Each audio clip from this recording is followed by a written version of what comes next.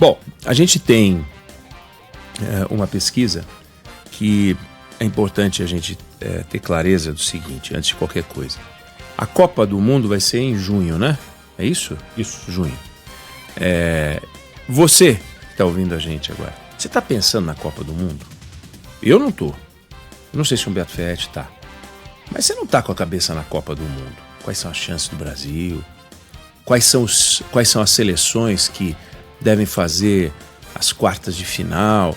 Quais são os maiores desafios no caminho do Brasil? Quem o Brasil pegaria na semifinal se vencesse todos os jogos do lado dele? Ninguém está fazendo essa especulação neste momento. Ninguém, absolutamente ninguém.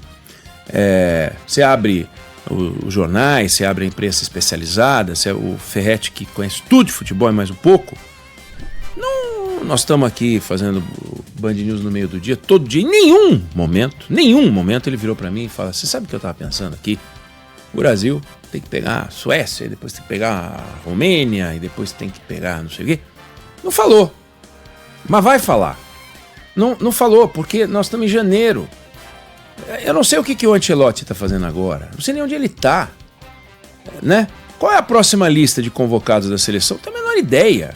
Quem vão ser os convocados da seleção? Os candidatos a convocados a gente pode especular aqui, mas também não é importante, porque ninguém está preocupado. Se o Ferretti disser, olha, vou te falar aqui quem eu acho que vai ser o goleiro da seleção, você vai falar, pô, vamos falar disso em maio, vai? Agora? Não, janeiro, não estou preocupado com esse troço. Então, a verdade tem um amigo muito querido, o Elcinho Mouco, publicitário, fez campanhas com Michel Temer, é um sujeito muito inteligente, muito preparado. E ele usa uma expressão que eu acho maravilhosa. Eu já repeti tantas vezes, sempre atribuindo a ele, naturalmente. Ele fala sobre estado de voto, a gente estar no estado de voto. O estado de voto é quando você passa a sentir a necessidade de participar dessa discussão ativamente. Claro que a gente está numa sociedade radicalizada e essa radicalização ela acaba fazendo com que a gente se preocupe com esse tema mais até do que com a Copa, que vai ser antes da eleição. É natural que a gente se interesse mais por isso, porque afinal é o futuro do país.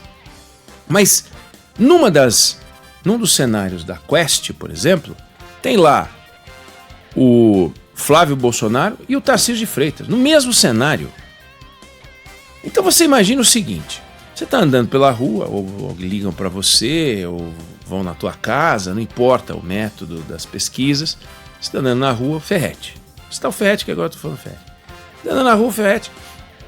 Aí o cara fala, posso falar um minuto? Eu estou com um pouco de pressa, tenho que apresentar o Band News no meio do dia. Não, mas tudo bem, é rapidinho. Vem cá, queria saber em quem você vai votar para presidente. Eu não sei. E dessa lista aqui? Aí mostra para ele uma lista com um monte de nome. Aí fala, dessa lista aqui eu vou nesse aqui. E se for essa outra aqui? Pô, o cara já... Pô, mas você me acabou de me perguntar se for essa aqui. Não, mas e se for essa? Ah, se for essa, eu vou nesse aqui. E se for essa? Eles apresentaram 7 cenários. Chega uma hora que o cara não tem paciência. O 7º cenário apresentado, você já falou 6 vezes em quem você vai votar. Mudando de nome, porque eles ficam trocando os candidatos. A não ser que você pegue o candidato que aparece em todos os cenários e você repete aquele, mas às vezes aparece um candidato em quem você votaria, ele some no cenário 2, aí ele volta no 3, mas no 3 ele volta ao lado de um cara em quem você votaria, mas que não apareceu no primeiro cenário. Chega uma hora, você já não entende mais nada. É o que temos, é o que dá para fazer. Eu não estou questionando a possibilidade da gente ter uma visibilidade ainda que turva sobre o que seria a eleição lá em outubro deste ano. Porque, afinal, é assim que os políticos trabalham, com esses cenários. Mas tem outras coisas que os políticos têm que antecedem a sua decisão. Primeiro, eles é que escolhem os candidatos. Não é a pesquisa Quest, Datafolha, ou seja lá quem for. Não é o instituto de pesquisa que decide quem vai ser candidato, são os políticos. E eles escolhem por uma conveniência política. A conveniência política passa pela pesquisa eleitoral, mas não se resume a ela. Então, muitas vezes, existem candidatos, partidos, por exemplo, que preferem não lançar uma candidatura porque estão num projeto de aumento da musculatura na esfera do legislativo. Eu quero aumentar a minha base de deputado federal, porque quanto mais deputado federal eu tiver, mais dinheiro eu vou ter do fundo partidário. Então eu preciso ter muito deputado. Se eu me agarro à candidatura de A ou à candidatura de B, eu posso me queimar. Se eu for mais neutro, talvez eu me dê melhor. Então, este partido, às vezes, lança uma candidatura meio fake, assim. Por exemplo, pode acontecer. Ou, também há a possibilidade de um candidato ter pouca intenção de votos. Por exemplo, a Dilma Rousseff. Tinha pouca intenção de votos quando o nome dela apareceu. Mas ela era também pouco conhecida. Então, eles percebiam que do universo total de eleitores, ela tinha pouco voto. Mas do universo que a conhecia, ela tinha mais votos. E conforme ela ia sendo mais conhecida, a porcentagem de votos dela aumentava. Bingo!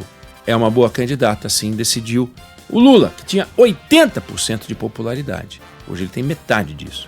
Tinha 80% de popularidade. Vamos de Dilma. E colocaram a Dilma. E qual é a relação entre um bom candidato e um bom presidente? Nenhuma, né? Você pode ter um bom candidato, ou seja, ganha a eleição, é competitivo. O Flávio é competitivo, como você vê. O Tarcísio é competitivo, como você vê. O Ratinho Júnior é competitivo, como você vê. Os outros candidatos são competitivos. Como não? Um cara que tem 20%, 18% é competitivo. Você não sabe ainda se o camarada tem chance ou não tem chance.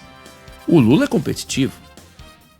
Quais são os fatores adicionais que os políticos levam em conta? Rejeição. Tem candidato que está lá em cima, 40%. Lula está bem. Pô, mas a rejeição do Lula é alta. Se for, por exemplo, o ex-presidente Temer, por exemplo, a rejeição dele, ou seja, o ruim e péssimo dele, chegava a 70%. Ele chegou até a 7% de bom e ótimo. Se todo mundo que achava ele bom e ótimo votasse nele, ele ia ter 7% dos votos. Tem candidato que não tem muita rejeição. Geraldo Alckmin não tinha muita rejeição.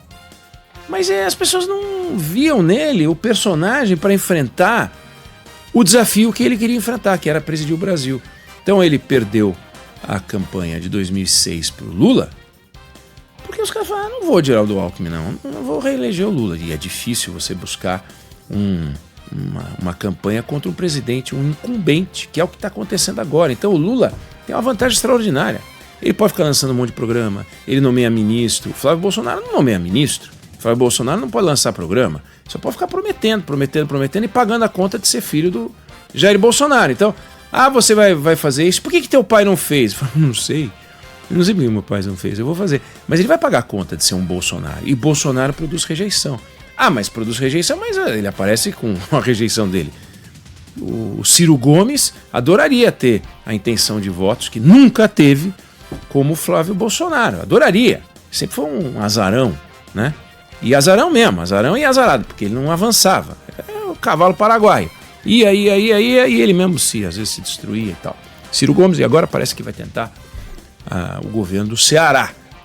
Acho que desistiu desse negócio de ser presidente, porque a sociedade desistiu dele antes do tempo. Então, são esses fatores que nós estamos discutindo em janeiro e sobre os quais a gente vai ter que tomar uma decisão em outubro.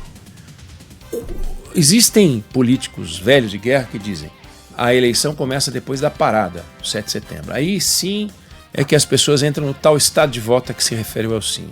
Estado de voto. Antes vai ter o estado de Copa, a gente vai pintar o Brasil, aí vai ter as musiquinhas, aí a gente vai festejar, vai parar para ver os jogos e tal.